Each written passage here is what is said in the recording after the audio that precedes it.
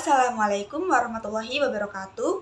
Perkenalkan, saya Evita Claudia Firdasari dari kelas PKC dengan NIM belakang 054 dari kelompok 3 Prometheum. Di sini saya akan menyampaikan debat dengan topik Dewan ini menyesalkan pembentukan PBB. Saya sebagai Prime Minister di sini akan membahas topik tentang Dewan ini menyesalkan pembentukan PBB. Kita perlu benar-benar mempertimbangkan kembali peran dan manfaat PBB. Perlu kita ketahui bahwa pembentukan PBB didasarkan pada beberapa faktor, diantaranya 1. Kekecewaan terhadap kegagalan Liga Bangsa-Bangsa atau LBB. 2. Kekejaman dan genosida yang terjadi pada Perang Dunia II. 3. Konsensus untuk mencegah tragedi serupa di masa depan. PBB memiliki tujuan utama untuk menjaga perdamaian dan keamanan dunia. Namun kenyataannya, PBB seringkali gagal mencapai tujuan ini. Salah satu contoh paling jelas adalah dalam mencegah konflik besar. Perang di Vietnam, Afghanistan, dan Yaman. Semua terjadi meskipun PBB sudah ada.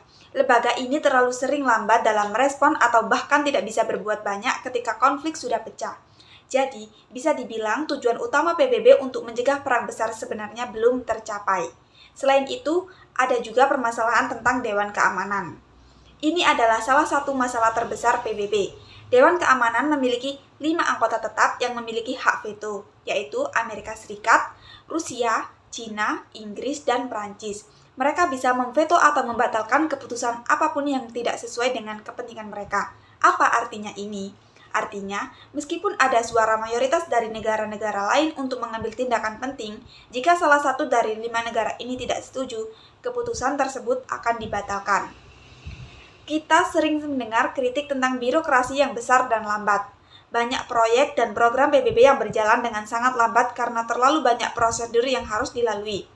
Belum lagi adanya kasus-kasus korupsi yang terjadi dalam program-program PBB, yang membuat kita menganalisis apakah lembaga ini sungguh-sungguh efektif atau malah menghabiskan lebih banyak dana tanpa hasil yang jelas. Sekarang, mari kita bahas tentang efektivitas PBB dalam menegakkan hukum internasional. Seringkali PBB mengeluarkan resolusi atau peraturan. Tapi apa yang terjadi ketika negara-negara besar melanggar aturan tersebut? Hampir tidak ada tindakan tegas. Misalnya saja, ketika ada negara kuat yang terlibat dalam konflik atau pelanggaran HAM besar-besaran, seringkali PBB hanya bisa mengeluarkan ancaman tanpa kekuatan nyata untuk menghentikan pelanggaran tersebut. Hal ini menunjukkan bahwa meskipun PBB memiliki tujuan yang mulia, kenyataannya mereka seringkali tidak mampu menegakkan keadilan atau menghukum negara-negara yang melanggar aturan. Selain itu, isu-isu global yang seharusnya menjadi prioritas PBB seperti perubahan iklim, kemiskinan, dan hak asasi manusia seringkali tidak mendapatkan penanganan yang cukup serius atau menghasilkan hasil yang memadai. Misalnya, perubahan iklim yang terus memburuk, sementara PBB tampaknya lamban dalam mendorong tindakan global yang konkret dan mendesak. Banyak konferensi internasional yang hanya berakhir dengan janji-janji tanpa tindakan nyata. Jadi, kalau kita bicara soal menyesalkan terbentukannya PBB, itu adalah perasaan yang sangat wajar. Kita semua punya harapan besar ketika lembaga ini dibentuk. Namun kenyataannya, setelah puluhan dekade, PBB belum menunjukkan hasil yang sebanding dengan tujuannya. Banyak orang sekarang mulai bertanya-tanya, apakah PBB masih relevan, atau apakah lembaga ini hanya menjadi simbol tanpa kekuatan nyata? Dengan segala masalah struktural, birokrasi yang lambat, ketidakadilan, dan kegagalan dalam menegakkan hukum internasional, saya rasa sangat pantas untuk mengatakan bahwa pembentukan PBB layak disesalkan.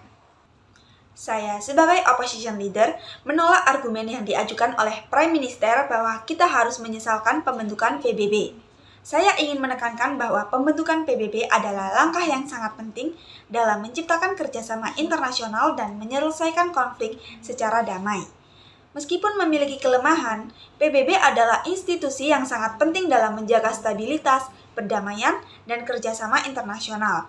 Di tengah dunia yang semakin kompleks dan terpecah oleh berbagai kepentingan nasional, PBB tetap menjadi satu-satunya platform yang menyatukan hampir semua negara di dunia untuk berdiskusi, menyelesaikan konflik, dan memecahkan masalah global bersama. Pertama, pentingnya keberadaan hak veto dalam Dewan Keamanan PBB. Meskipun hak veto sering menjadi perdebatan, kita tidak dapat mengabaikan manfaat yang ditawarkannya dalam menjaga stabilitas dan keamanan global.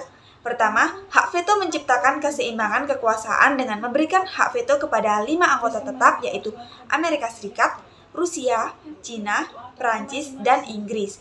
Kedua, hak veto berfungsi sebagai alat pencegahan terhadap konflik berskala besar yang dapat membantu mengurangi kemungkinan konflik militer.